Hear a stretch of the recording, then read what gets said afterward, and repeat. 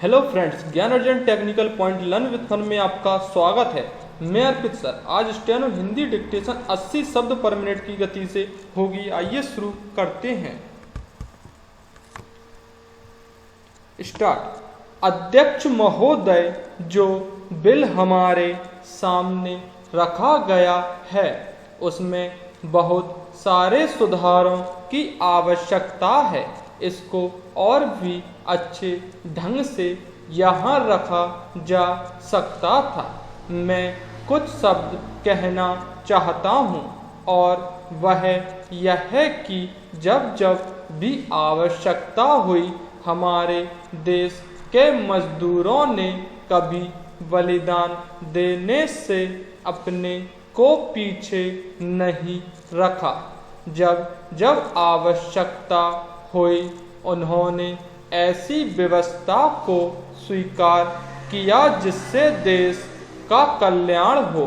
अभी हाल में जो समझौता हुआ उसे मजदूरों की बहुत बड़ी कुर्बानी समझनी चाहिए। जो उन्होंने की उसे उन्होंने स्वीकार किया, जो शायद साधारण स्थिति में वे स्वीकार नहीं करते, लेकिन फिर भी देश की आवश्यकता को देखते हुए उन्होंने स्वीकार किया।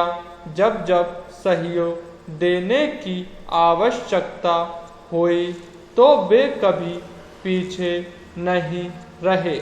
मेरा ख्याल है कि आज जो चीज़ हमारे सामने आई है, यदि विचार विमर्श करते तो उससे अच्छे ढंग से कोई रास्ता सोच करके उनको खुश कर सकते थे और अच्छा रास्ता निकाल सकते थे।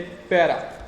श्रीमन बहुत सारी बातें हुई, लेकिन एक पहलू पर विचार नहीं किया गया जो मैं यहाँ रखना चाहता हूँ। एक तरफ बात होती है कि लाभ हो तो बोनस मिलना चाहिए। बात सही है, लेकिन कल्पना कीजिए वैसी स्थिति की जहाँ आप यह कहते हैं कि तुम कभी लाभ नहीं कमा सकते। मैं कोयला उद्योग की बात कहना चाहता हूँ। कोयले की कीमत निर्धारित करने के लिए एक समिति बनी थी। उसने कहा कि इनको अपना खर्चा चलाने के लिए कोयले का जो उत्पादन होता है उसमें आवश्यक है कि कोयले की कीमत बढ़ाई जाए। अभी भी कुछ बातें हैं जिन पर विचार किया जा सकता है। यदि गंभीरता पूर्वक विचार करके यह बिल यहाँ रखा जाता तो और भी अच्छा होता।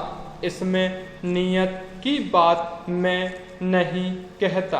अच्छी नियत से यह बिल लाया गया है और प्रयत्न किया गया है कि मजदूरों की सहायता हो। जो एक अव्यवस्था चल रही थी उसे दूर करने के लिए एक व्यवस्थित ढंग से नियम बनाया जाए, जिससे पूरे उद्योगों समान ढंग से मजदूरों को बोनस मिल सके और उद्योगों में शांति स्थापित हो सके।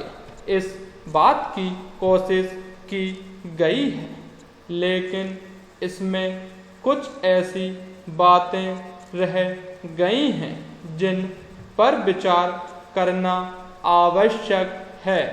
आपने यह कहा कि पिछली बार जो बोनस का समझौता हुआ था उसमें कुछ अधिक भी दिया जाता था। पैरा। सभापति महोदय, पिछले वर्ष इस सदन में यह सुझाव रखा गया था कि हमारे किसान जो फसल पैदा करते हैं उसका बीमा करने की व्यवस्था की जानी चाहिए। Full stop. प्लीज़ वीडियो अच्छी लगी हो तो सब्सक्राइब लाइक एंड शेयर जरूर करें। Thank you so much.